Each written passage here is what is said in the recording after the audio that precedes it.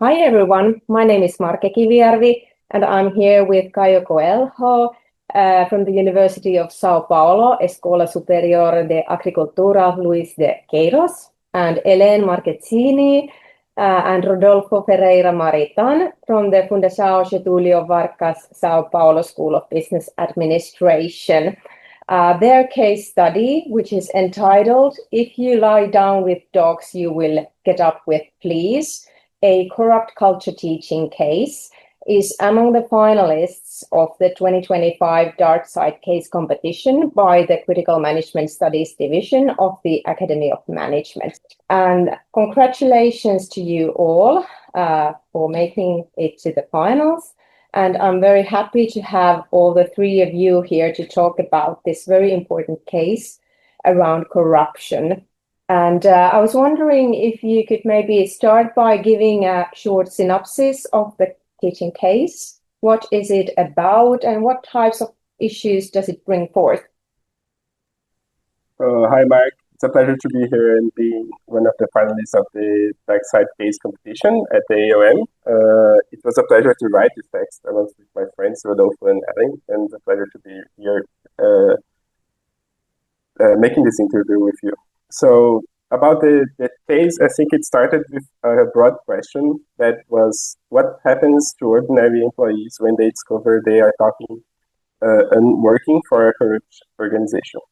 The Dark Side Cases immerses students in the day-to-day ethical dilemmas faced by professionals at Odebrecht scandal. The Odebrecht scandal was one of the largest corruption schemes in Latin America, uncovered during Brazil's car wash operation.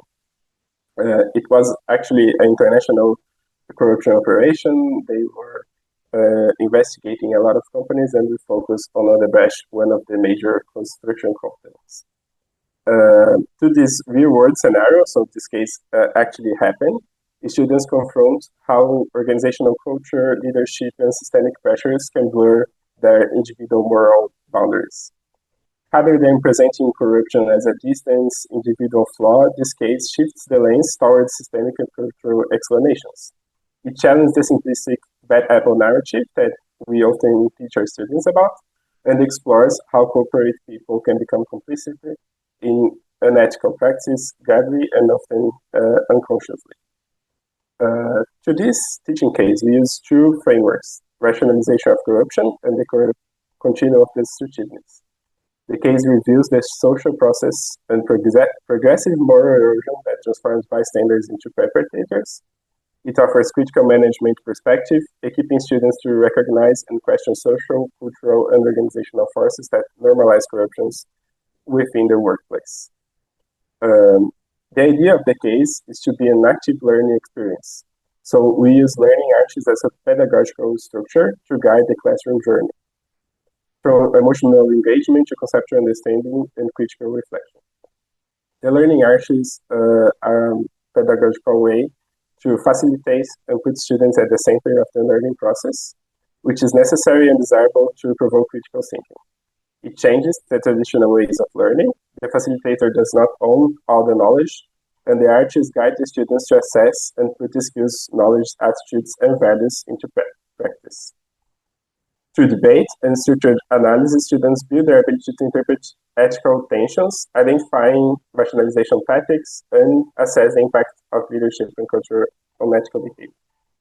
The idea is that at the end of the exercise, the students are not only more aware of the ethical gray zones in organizational lives, they are better prepared to act. Often trainings of corruption stays on the legal frameworks, so we shift this to behavior to see how the students manage to create solutions. The case inspires future professionals to develop a strong ethical compass, resist toxic cultures, and commit to accountability and integrity in their own practice. It's important to notice that the case was taught and designed for business administration, management, accounting, and commerce courses. However, any undergraduate or graduate courses addressing ethics and politics are within its scopes. Therefore, it can be used in general management, ethics and politics, compliance, organization behavior, human resources management, disciplines, or trainings in company. Using this Dark teaching case as a learning tool is valuable for students who in the future will manage contacts, people, and relationships with stakeholders, balancing corporate performance, ethical dilemmas, and leadership.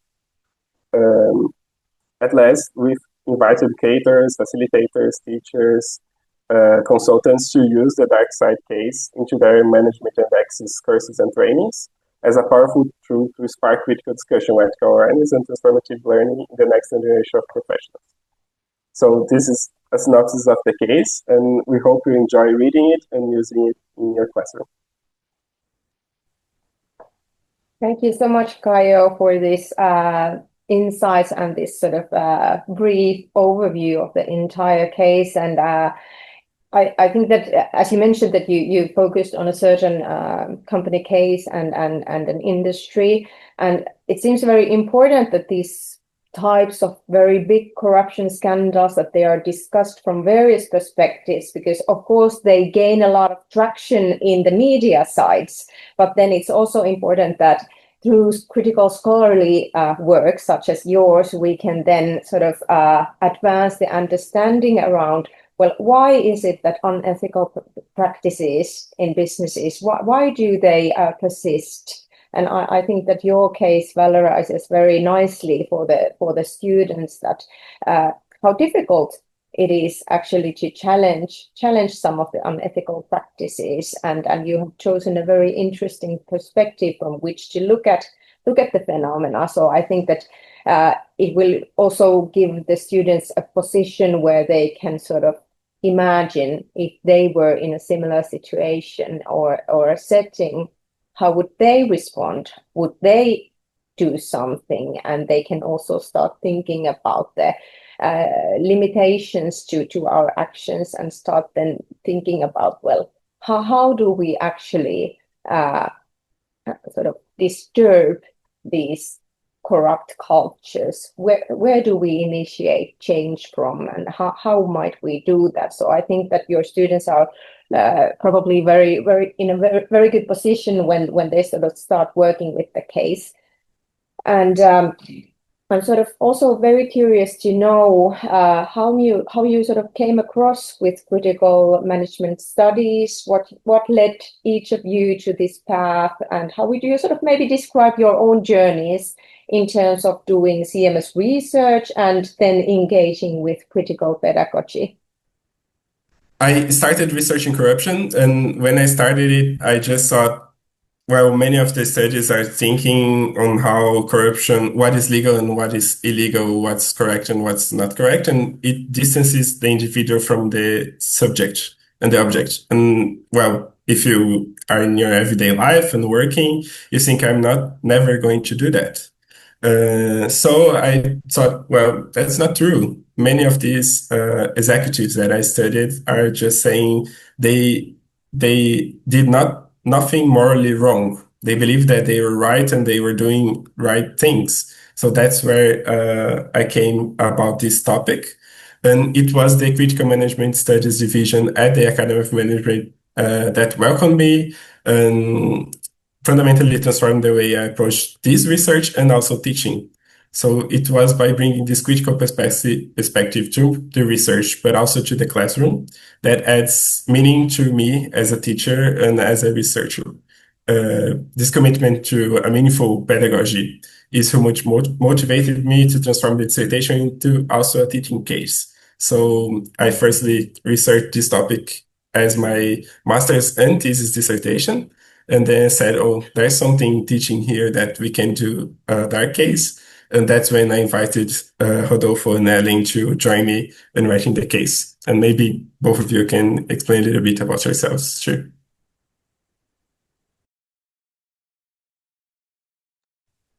So my path in CMS starts with being interested in different things that I think CMS can embrace. So I mostly work with indigenous, non-hegemonic, and Afrocentric perspectives. So CMS seems like a room that I can work with this lens, these perspectives that I like, both in research and teaching. So worked with this dark case specifically as a way to embrace this critical perspective on corruption and a way to make students to have a critical reflexive on this type of thing. So it was a venue to embrace what I like in a way that can be beneficial to students.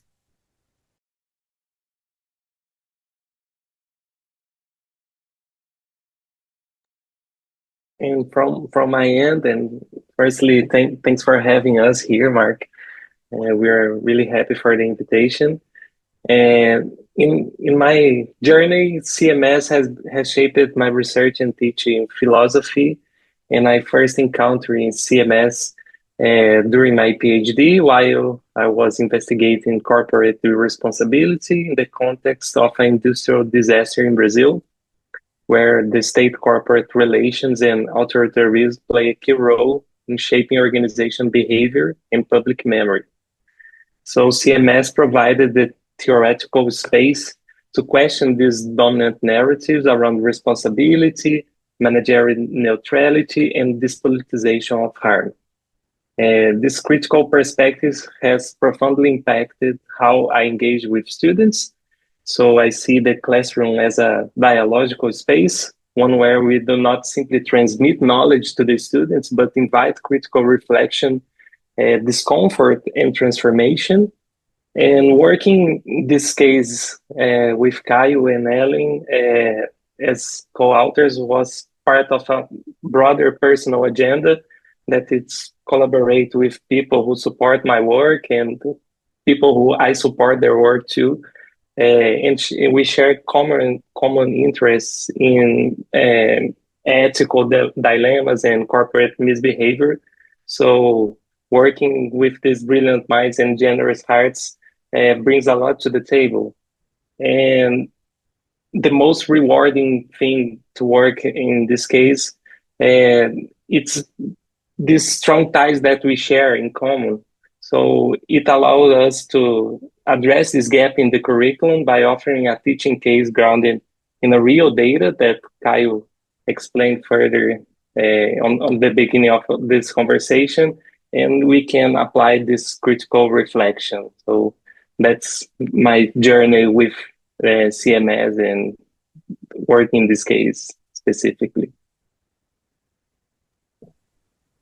Thank you. While I listen to you, I feel so happy. It seems so wonderful to hear how meaningful your engagement with, not only with CMS theorizing, but with the community, not only in the division, but in smaller circles, finding like-minded people. And I think that is something that really creates bonds between us researchers when we realize that we sort of speak the same language and we have the same sort of passions, and we aim for the same kinds of issues in terms of research outcomes and in terms of pedagogical outcomes, as you have outlined here.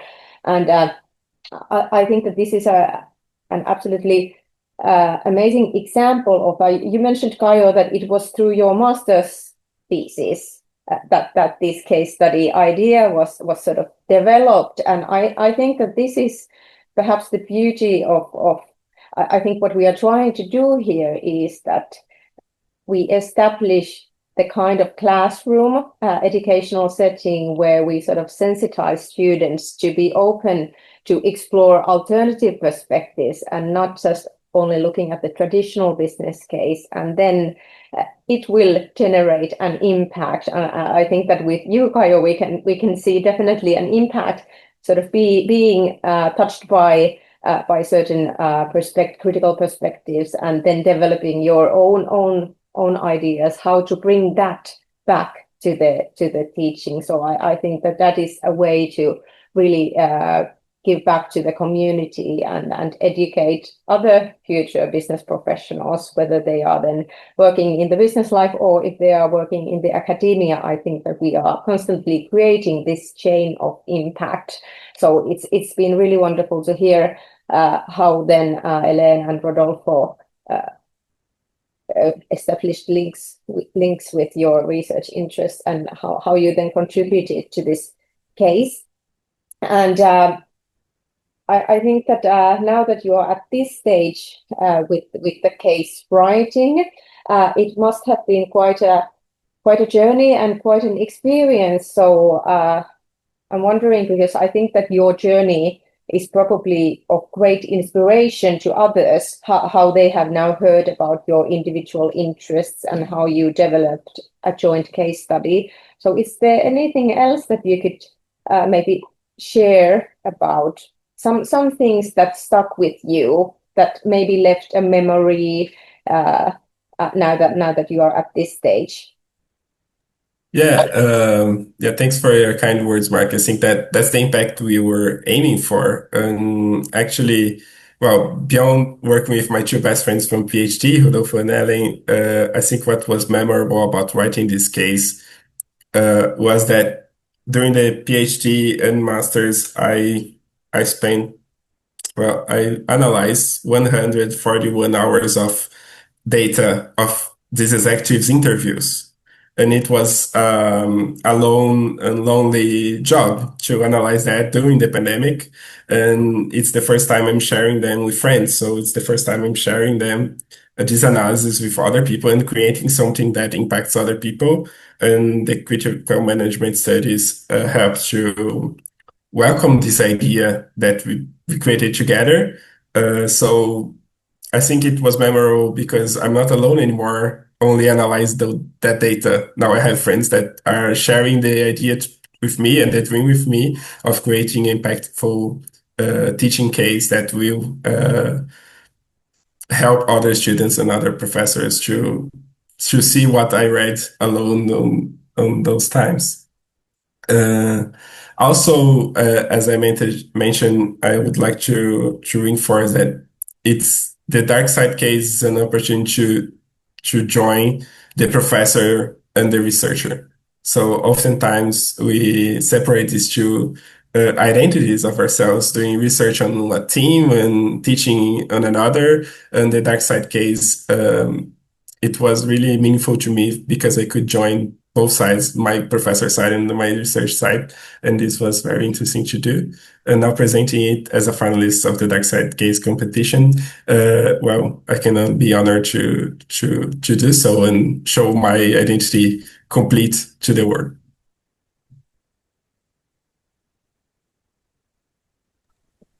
Well, for me, it was really nice to work with my friends. Absolutely, it was amazing.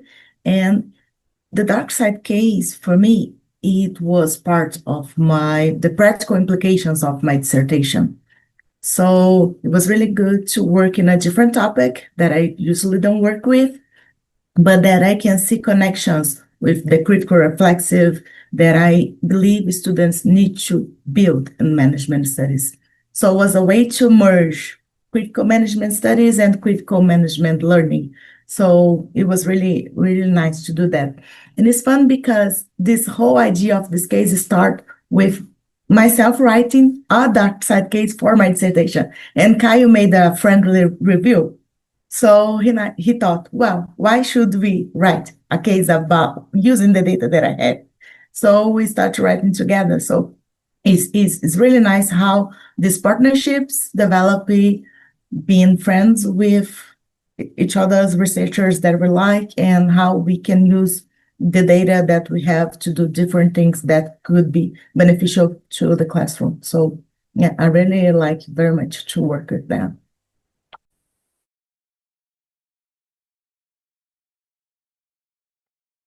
In my case, was very rewarding because, as Caio said, and Ed also mentioned, that we are all interested in like cases that sometimes it's a hard pill to swallow. So we face some challenges during the research, and I remember when Caio mentioned about his insecurities working with these video interviews. So we try to together we could change these narratives and we could craft anecdotes to capture the complexity of the case and explain the ethical dilemma involved in. So collaborating with Caio and Hellen was fun and thought-provoking. We have to find ways to retell these stories rooted in corruption and misconduct in a format that was smooth, pedagogically engaging, and theoretically grounded. So this process pushed us to be more imaginative, critical, and of course collaborative to make this experience meaningful and joyful for our students. So we can put all our backgrounds and research together and try to make something different for the students and to our classrooms. I think I could add, Mark, that one thing that is also nice was to write differently in this case. So it's something that I'm used to, but was nice to see Caio and Rodolfo writing in this narrative form. So I think they could speak for themselves, but it was maybe could be challenging for them a little bit. So it was nice to build new skills, working together and making this exchange. Thank you. Absolutely fantastic. Thank you, Caio. Thank you, Hellen, and thank you, Rodolfo. And I feel so excited. I think that something that you sort of shared here, we typically don't have time for these kinds of conversations when imagine when you will then present at the AOM. So typically we have very limited time slot, and you usually focus on the core issues or things that we sort of think are core issues. So you present the data and the method and the outcomes. But I think that it's equally important if we want to sort of inspire people into writing case studies, teaching cases. I think it's very, very important to open up a little bit about, what does it offer you? And for example, the learning new skills, combining your sort of research and teaching in a slightly different way. So I think that at their best, teaching case projects can offer all this that you have mentioned. So that's why I think that people who are hopefully watching this video will also maybe be inspired to look for the opportunity to also give it a try and write a teaching case. So thank you so much for giving your time for this conversation. It's been my pleasure. And once more, congratulations on being nominated as one of the case competition finalists for this year. Thank you, Mark, for inviting us. It was a pleasure to be here, and I would also invite the viewers to not only be present at the presentation at the AOM to see our case, use Lucas' story, that's our main character, in your classroom, and also, as you said, write a dark side case, because I think it was wonderful for us. It constructed bonds between us and also with other friends from the CMS division. So thank you for this opportunity.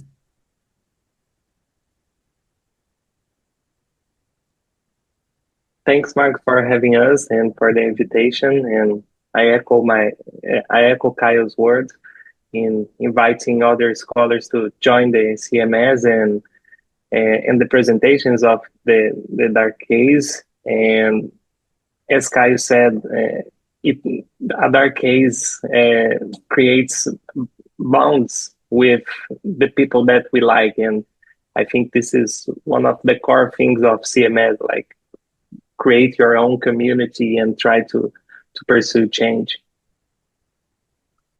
Thank you so much for having us, Mark. And I think it's also an invitation for other scholars to use the research, the empirical data, to translate them in a way that students can understand. So it's quite challenging and was really rewarding as well. So thank you. Thank you so much.